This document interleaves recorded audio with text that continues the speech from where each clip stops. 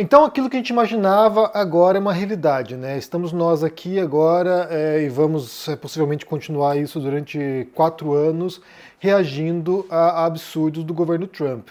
Como a gente falou aqui já recentemente, né, durante o último mandato dele, o mandato anterior dele, a imprensa ficava o tempo todo de alerta, né, e reagindo às falas do Trump, assim como no Brasil a imprensa ficava o tempo todo reagindo às falas do Bolsonaro, e é assim que, bem, em parte a imprensa ganha dinheiro, porque esse tipo de notícias horrorizantes movimentam a imprensa, né? As pessoas clicam para saber o que está acontecendo, e ao mesmo tempo isso vai, pautando o debate a partir das linhas retóricas da extrema-direita. E é o que acontece, né? Porque a gente não tem como não responder essas coisas. Não tem como deixar passar, porque daí vai colando o discurso, né? Se você não reage ao que foi dito, aquilo vai se tornando verdade, incontestável e passa a ser parte do debate público sem qualquer tipo de confronto, né? E aí o que aconteceu agora foi que, no primeiro dia de mandato, o Trump fez uma bateria de decretos, de ordens executivas que são promessas de campanha, mas muitas delas são para retrocessos tremendos e, em grande parte, contra imigrantes. Então ele decretou emergência nacional na fronteira dos Estados Unidos com o México e a meta dele é deportar todos os imigrantes ilegais que estejam no país.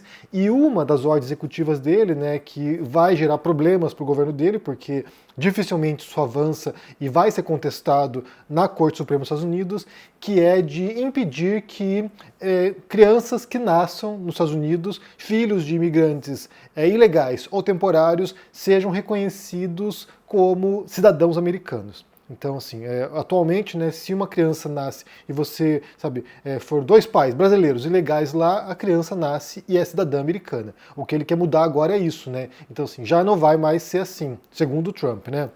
E aí eu quero analisar algumas coisas relacionadas a isso, porque é um tema que me diz muito pessoalmente, eu sou imigrante há muito tempo, então a gente vai falar um pouquinho sobre isso hoje. Mas antes de entrarmos nessa questão, eu vou te convidar para fazer parte do Apoia-se do canal. A meta para esse ano é produzir documentários filosóficos, então eu vou precisar do seu apoio, o link está na descrição desse vídeo aqui, faça parte desse projeto. Eu já agradeço de antemão a sua participação.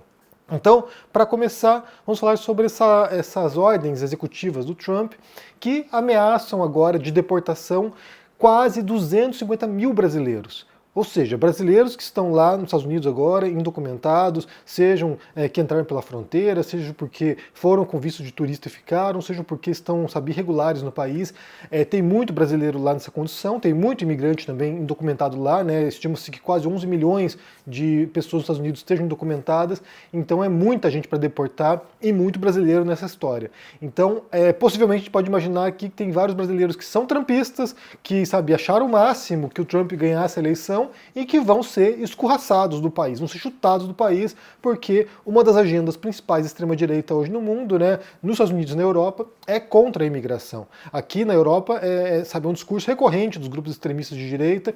Se você tem dúvidas sobre o que isso quer dizer, né, extrema-direita, recomendo que você veja meu vídeo de ontem, no qual eu explico o que é o conceito e como ele se encaixa no espectro político-ideológico. Mas, em grande parte, há uma agenda comum e uma delas é contra a imigração. Então, é uma promessa de campanha do Trump e agora ele resolve, implementar isso. E como eu falei, isso vai gerar sim, problemas legais, porque o que é um cidadão está previsto na Constituição norte-americana. E aí eu quero recomendar para vocês assistirem 2 documentários. Um deles não é bem sobre isso, mas ajuda a compreender o segundo documentário. O primeiro deles se chama 13ª Emenda, que é um documentário que conta sobre a abolição da escravidão nos Estados Unidos, e a 13ª Emenda é a emenda constitucional que abole a escravidão. Então isso está na Constituição norte-americana, dizendo que nenhum cidadão americano pode ser escravizado. Então é bem interessante esse documentário, porque mostra como houve essa abolição da escravidão e depois houve reações, né, contra isso, de modo a manter a segregação racial no país, e também como atualmente a segregação e a escravidão ainda existe, só que de um modo velado. Então, assim, ao encarceramento em massa de negros, e isso leva a trabalho forçado nos presídios. Então, assim, é bem interessante o documentário, vale assistir. E aí tem um outro documentário que está na Netflix chamado Amend, The Fight for America, narrado por Will Smith, e é um documentário, são várias partes, é uma série documental, que mostra as lutas que se deram por direitos civis nos Estados Unidos, lutas de grupos minoritários, em grande parte, começando com a luta por abolição da escravidão, e aí vai mostrando como vai surgindo uma disputa constitucional para tentar definir o que é ser um cidadão dos Estados Unidos. Então, amend seria, sabe, emenda, né? Emendar a Constituição, emendar as leis para que comece a prever novas circunstâncias e comece também a resguardar direitos daqueles que eram vistos como subcidadãos, cidadãos de segunda classe ou nem sequer cidadãos. Então é bem interessante assistir esse documentário porque mostra essa disputa que se dá entre forças progressistas para avançar certas pautas e as forças reacionárias. Então isso é democracia, né? Como eu falei ontem aqui, você dá 2 passos para frente, 1 para trás, 3 para frente, 4 para trás e vai nessa disputa de forças para tentar avançar pautas e gente segurando as pautas, né? E aí nesse documentário, o Amend conta a história da 14ª emenda. Então, fazem a 13ª emenda, que seria a emenda proibindo a escravidão no país, e aí fica, sabe, num limbo, fica, sabe, num vácuo, o que é ser cidadão? O que a Constituição protege? Quem é o sujeito da proteção da Constituição? E aí eles fazem a 14ª emenda, que é a emenda que prevê o que é ser um cidadão, e aí nessa emenda constitucional diz ali que quem nasceu nos Estados Unidos. E aí, quando o Trump vai e passa uma ordem executiva dizendo que ele vai proibir que pessoas que nasçam no país, né, filhos de imigrantes ilegais ou filhos de imigrantes temporários, não sejam reconhecidos como cidadãos, isso vai contra a Constituição dos Estados Unidos. E aí vários estados, cerca de 30 estados, já entraram com um pedido judicial para derrubar essa ordem executiva. Como eu falei, isso vai parar na Corte Suprema dos Estados Unidos, possivelmente isso vai levar a uma decisão que vai, sabe, cristalizar algo que já é solidificado. Então, assim, na verdade, não há muita dúvida em relação à 14ª emenda, mas isso vai fortalecer agora essa posição de que um presidente não é um reizinho, ele não pode fazer o que ele quiser, ele não pode simplesmente dizer, não, agora eu vou ordenar isso aqui porque tem leis, existem leis no país, né? Existem leis, existe a Constituição, existe a Carta de Direitos, ele não pode fazer qualquer coisa. Então, mais uma vez, a gente vai ver o Trump forçando, né, as instituições, forçando a barra para tentar passar coisas esdrúxulas, como ele fez no primeiro mandato, né? Logo que ele assumiu no primeiro mandato, ele passou lá o Muslim Ban, chamado Muslim Ban, né, que ele queria proibir que entrassem muçulmanos nos Estados Unidos. E aí muitos americanos foram para os aeroportos para receber os muçulmanos, e aí, logo na sequência, ele fez a ordem executiva e já caiu porque era inconstitucional. Então, ele é alguém que vai forçar as instituições, que é como a extrema-direita também opera, né? Ela força, ela vai tentando se infiltrar, ela vai rachando as instituições para se infiltrar e avançar essa agenda que, em grande parte, às vezes viola a lei. Nesse caso aqui, ele está violando a Constituição dos Estados Unidos e isso não vai avançar. Só pensando aqui, né, inclusive é bom explicar que nos Estados Unidos, assim como no Brasil, cidadão é quem nasce no país. Se você for, sei lá, chinês e tiver um filho no Brasil, seu filho vai ser brasileiro. É a mesma coisa nos Estados Unidos. Nasceu nos Estados Unidos é americano. Na Itália, por exemplo, já não é assim que funciona. Na Itália, o cidadão italiano é quem é descendente de italiano até acho que 48, se não me engano, pelas duas linhas, né, tanto paterna quanto materna, e antes de 48 por linha paterna apenas. Se você tem um tataravô que é italiano, você poderia solicitar com base nessa linhagem sanguínea com o seu ancestral. Só para pensar aqui em comparação, né, o meu filho, por exemplo, ele nasceu aqui na Espanha, mas ele não é espanhol. Ele é italiano porque a mãe é italiana. Como eu falei, esse é um tema que me diz muito pessoalmente, porque eu sou imigrante há muito tempo, né? Eu fui embora do Brasil em 2006, ou seja, eu vou fazer 45 anos agora, quase 20 anos como imigrante. Eu fui imigrante nos Estados Unidos, né? Eu morei 4 anos nos Estados Unidos, foi um período bem complicado, bem difícil, assim, é um país que te quebra também, né? Porque, bem, a gente pode voltar um dia para falar sobre isso, mas é um país bem complicado para morar. Eu fui imigrante a minha vida adulta inteira, praticamente. Bem, embora hoje eu seja cidadão espanhol, mas mesmo assim eu me sinto como imigrante, porque a minha língua materna é o português, todas as minhas referências são brasileiras, sabe, a minha rede de relações são todos brasileiros, então é isso que acontece. Na verdade, o imigrante, muitas vezes, ele acaba vivendo numa bolha, né, de convivência, numa bolha, sabe, cultural que se remete sempre à sua pátria nativa.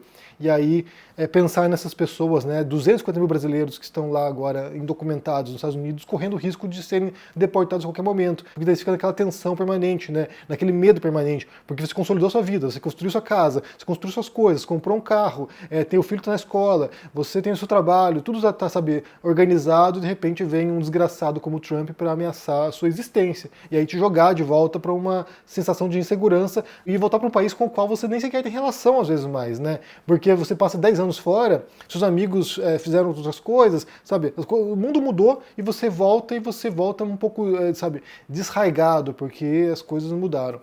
Então, é bem triste. E aí, ainda falando sobre isso, né, teve também ontem um culto, sei lá, uma missa, não sei se é o que chamaria isso, mas um culto da posse do Trump. E daí a reverenda, que é a Marian Edgar Budd, ela fez um discurso, sabe, provocando o Trump, alfinetando o Trump. Eu quero ouvir com vocês aqui, porque também tem alguns pontos para a gente poder pensar sobre isso aqui. Vamos ouvir a reverenda. Millions have put their trust in you. And as you told the nation yesterday, you have felt the providential hand of a loving God. In the name of our God, I ask you to have mercy upon the people in our country who are scared now. There are gay, lesbian, and transgender children in Democratic, Republican, and independent families. Some who fear for their lives. And the people who pick our crops and clean our office buildings, who labor in poultry farms and meat packing plants, who wash the dishes after we eat in restaurants and work the night shifts in hospitals, they may not be citizens or have the proper documentation. But the vast majority of immigrants are not criminals. They pay taxes and are good neighbors. They are faithful members of our churches and mosques, synagogues, Guadara, and temples. O discurso é um pouquinho mais longo do que isso, sobre esse tópico dos imigrantes e dos retrocessos que o Trump promete, mas é um discurso bem emocionante porque, bem, aqui tem uma sacerdotisa, né, uma reverenda, falando aqui sobre o que em essência seria a mensagem do cristianismo, né? Pensar que é de acolhimento, de aceitação do outro, de ajudar o excluído, de ajudar, sabe, o pobre, de ajudar o miserável, de ajudar o leproso. Então, assim, é o que Jesus fazia, né? Pelo menos de acordo com os evangelhos. Era alguém que estava acolhendo aqueles que eram excluídos pela elite, sabe, sacerdotal da época, e aí Jesus vai abraçar essas pessoas. E aí você tem, como eu falei, um desgraçado como o Trump, que vai justamente contra os mais fragilizados, contra os mais fracos, pessoas que já vivem numa condição precária, que já têm a incerteza, a sensação de insegurança por estarem documentadas, muitas vezes tendo que fazer coisas, né, fazer bicos porque não podem trabalhar formalmente em alguns estados. Então, ela vem aqui fazer um apelo que é um apelo do cristianismo, né? E aí você tem mais uma vez a contradição tremenda que existe no discurso da extrema-direita, porque eles se dizem, sabe, defensores dos valores tradicionais da religião cristã, e eles são tudo menos cristãos, né? Eles são o oposto ao cristianismo, eles são pessoas que são repletas de ódio, de ressentimento, de intolerância, de discriminação, e que não acolhem o mais fragilizado, que não acolhem o que está excluído, que não vão atrás da ovelha perdida. Pelo contrário, eles vão chutar a ovelha perdida, vão jogar lança na ovelha perdida, vão botar fogo na ovelha perdida porque eles odeiam essas pessoas. E aqui nesse caso, os imigrantes agora, eles são o alvo, eles são o alvo, e aí essa sacerdotisa vem falar isso, né, para o Trump, e depois ele saiu ele dizendo que foi um péssimo discurso, que ela é uma reverenda ruim. Então, assim, ela vem conclamar o espírito do cristianismo, ela vem conclamar, sabe, um espírito de clemência, de piedade, de justiça, de compaixão, e aí ele acha que é ruim. Até onde eu saiba, ele não é religioso, então, assim, em tese, não deveria respeitar nada nesse sentido, porque, sabe, não adere à fé cristã, até onde eu saiba, mas muitos trumpistas são cristãos e deveriam compreender a mensagem de Jesus. Aí falta um pouco de instrução mesmo, falta um pouco de, sabe, de compreensão do que dizia a Bíblia que supostamente eles seguem, né? E só lembrando aqui, vale também voltar à história, só lembrando que os primeiros peregrinos, né, os primeiros, viajantes, colonos que chegaram nos Estados Unidos, né, então, na época colônia britânica, né, os primeiros que chegaram lá, alguns deles eram fugitivos religiosos, eram pessoas perseguidas na Inglaterra, que pertenciam a grupos religiosos mais fundamentalistas, um pouco mais extremistas, e que fugiram da Inglaterra para não ser perseguidos. E aí vão para os Estados Unidos, e aí, inclusive também é uma explicação que se dá, né, até hoje, né, do modo como você tem muitos grupos fundamentalistas religiosos nos Estados Unidos, porque a origem do país, em grande medida, vem através desses puritanos, vem através de alguns grupos religiosos bastante extremistas. Então, a origem do país está na exclusão de pessoas que foram perseguidas em suas pátrias, né? E depois ondas e ondas de imigrantes, né? Muita gente que foi para os Estados Unidos, né? Muitas ondas migratórias de ingleses, irlandeses, escoceses, alemães, de vários países europeus ali, italianos, né? Muitos italianos descendentes nos Estados Unidos, e essas pessoas foram que compuseram esse mosaico de culturas e de etnias que há nos Estados Unidos. E daí também, os mexicanos, né? Porque uma boa parte dos Estados Unidos pertencia ao México anteriormente, Texas, Novo México, Arizona, Califórnia, eram regiões que pertenciam à América Espanhola e depois foram anexadas ali, foram vendidas, foram anexadas ali por uma guerra também, foram anexadas nos Estados Unidos. Então essa mistura de etnias, ela é parte da história do país, da composição do país, e muitos do que eles chamam de imigrantes agora são povos originários da região ali, né, que foram excluídos por causa de uma série de eventos históricos ali, de conjunturas históricas. E aí também chineses, né, que foram em peso para trabalhar construindo ferrovia nos Estados Unidos. Ou seja, há muitas histórias de imigrantes que construíram esse país, e aí inclusive também os nativos que foram perseguidos, massacrados, né, os nativos americanos foram massacrados. E aí também vale assistir um outro documentário que se chama Exterminate All the Brutes, que é um documentário bem pesado que mostra, essa história de perseguição e da construção do racismo e da discriminação racial contra certos grupos, incluindo os indígenas. Então, você tem um país que foi fundado a partir da imigração, e é muito triste perceber como esse discurso que singulariza, um alvo, que desumaniza um grupo, ele é muito poderoso, é muito forte, e isso tem um impacto tremendo na sociedade, corroendo a textura social de um país que é composto basicamente por imigrantes como os Estados Unidos. Isso é lamentável, assim, é uma pena, é uma pena.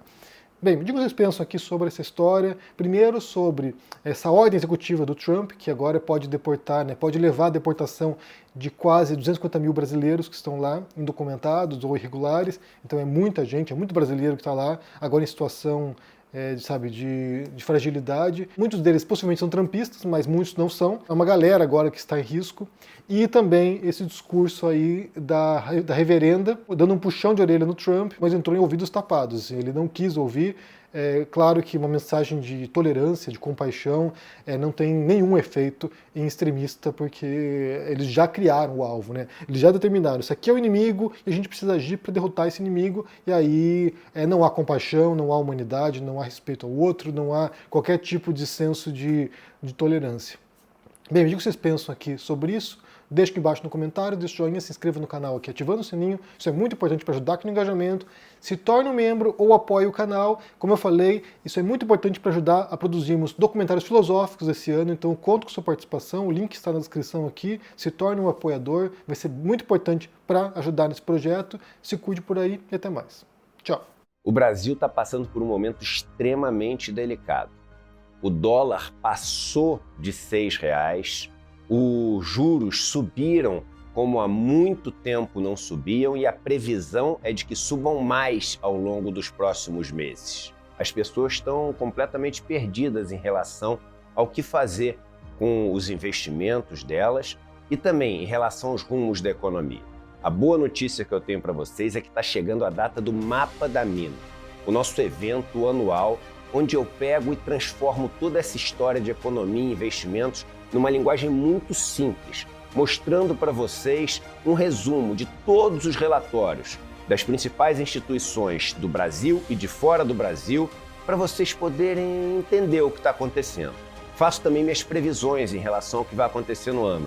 Nos últimos anos a gente acertou muito essas previsões, e isso dá para vocês segurança e um caminho para vocês navegarem nesses momentos tão difíceis.